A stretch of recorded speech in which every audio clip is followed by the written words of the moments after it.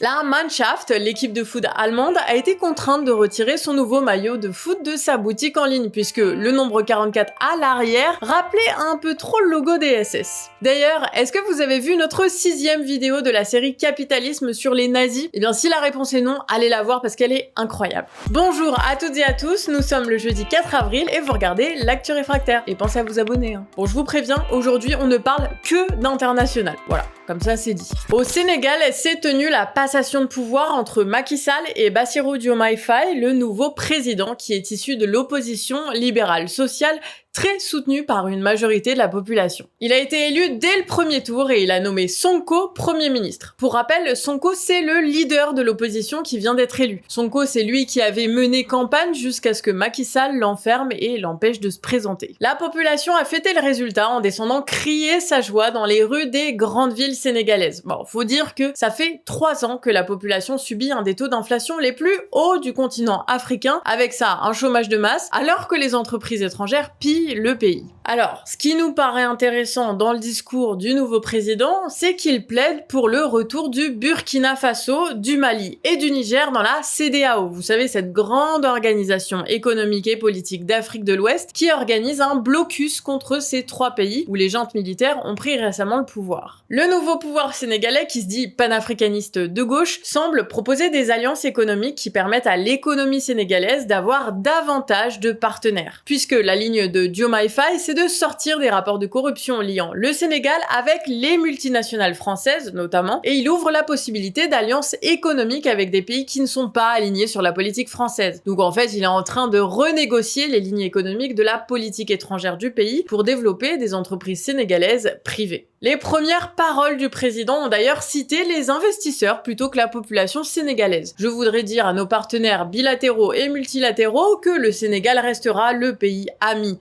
et l'allié sûr et fiable de tout partenaire qui s'engagera avec nous dans une coopération vertueuse. Donc en gros, là, bon, ça veut juste dire, ok, on va diversifier les partenaires du Sénégal, sortir du franc CFA et le sort de la population sera dépendante de ces investissements et de la redistribution de la richesse qu'organisera la nouvelle riche classe sénégalaise. On garde évidemment un œil sur les actualités au Sénégal pour savoir comment le peuple sénégalais va réagir à la politique du gouvernement et si le nouveau président va tenir ses promesses. Passons à une autre info. Alors vous savez, il y a Macron là qui dépense nos milliards d'impôts pour attirer des investisseurs étrangers et construire des usines de batteries électriques et de voitures électriques. Et il y a un mouvement partout en Europe de réindustrialisation. Sauf que pour être rentable, ces boîtes, elles ont besoin d'être automatisées par des robots très performants. Et c'est là qu'entrent en jeu les entreprises chinoises comme Innovance, le leader national de l'automatisation qui exporte de plus en plus à l'international. Face à leurs concurrents, les boîtes chinoises sont moins chères et surtout leur chaîne d'approvisionnement est très stable grâce à de grandes entreprises de logistique chinoises et à leur impérialisme en Afrique qui leur donne accès à une quantité immense de matières premières. Vous le saviez qu'aujourd'hui, la moitié des automatisations industrielles dans le monde, elles sont faites par des boîtes chinoises. Et d'après le patron de l'entreprise, le protectionnisme qu'il y a entre la Chine et les pays atlantistes ne devrait pas toucher l'automatisation parce que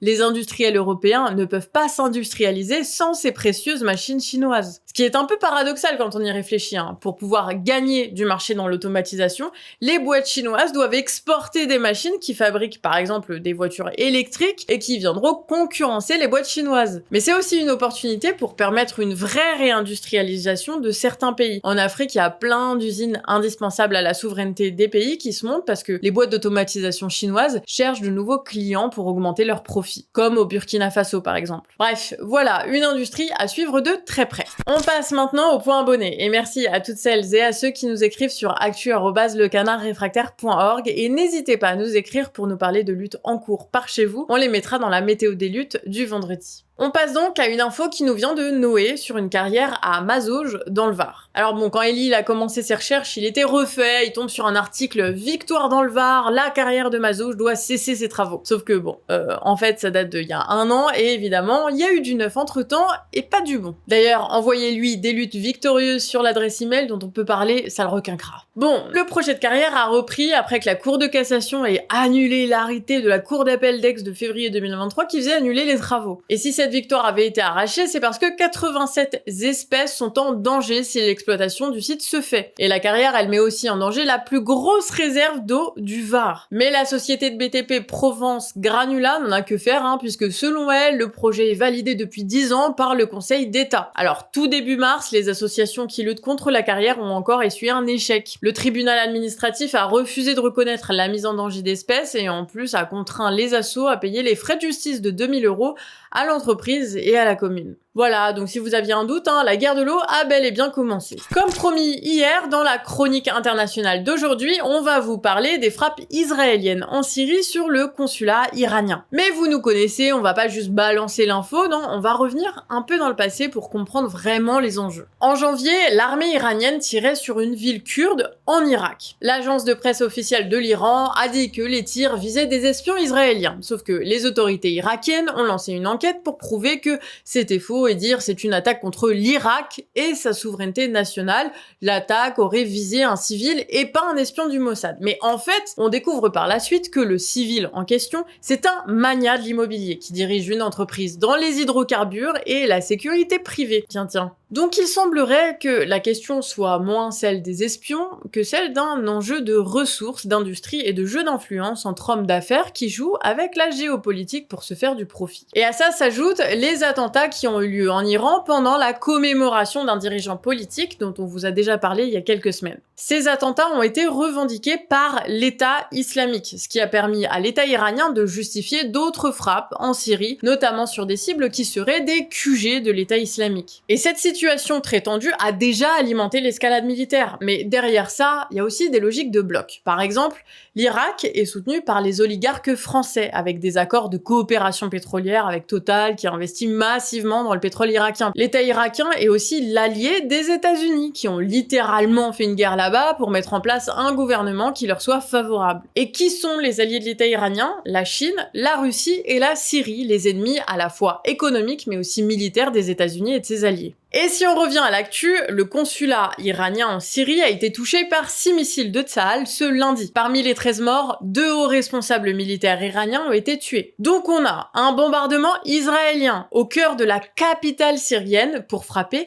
un consulat considéré comme un territoire iranien. Voilà. C'est chaud, c'est assez chaud quand même. Le président iranien a déclaré « Jour après jour, nous assistons au renforcement du front de résistance et au dégoût et à la haine des nations libres contre la nature illégitime d'Israël, et ce crime lâche ne restera pas sans réponse. » Le Pentagone s'est vite précipité pour dire qu'il n'y était pour rien. Le chef de l'ONU, Antonio Guterres, a condamné la frappe en appelant, je cite, à respecter le droit international et à éviter toute escalade. Et le danger est simple, soit l'État iranien réplique et nourrit l'escalade militaire vers une guerre dont ils ne veulent pas, soit ils laissent passer, mais ils perdent toute crédibilité, puisque qui va croire à la dissuasion militaire iranienne si on peut les attaquer sans riposte? Cette frappe, elle montre encore une fois que la politique israélienne ne se limite pas à lutter contre le Hamas, mais à continuer sa politique de conquête de territoire, tout en multipliant les frappes militaires pour augmenter la tension de la région et casser les alliances politiques qui étaient en cours entre l'Arabie Saoudite, l'Iran et la Syrie sous l'égide de la Chine, avec le risque de compromettre aussi le rapport de force avec les alliances politiques de l'État d'Israël, parce qu'il avance une stratégie sans en avoir discuté avec les États-Unis qui n'ont pas intérêt à un conflit plus étendu et plus large dans la région.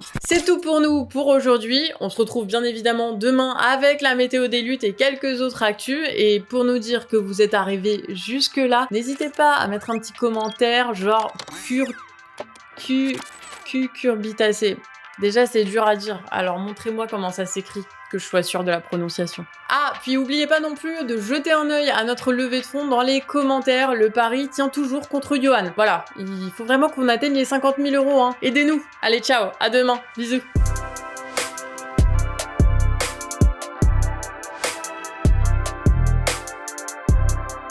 Quack.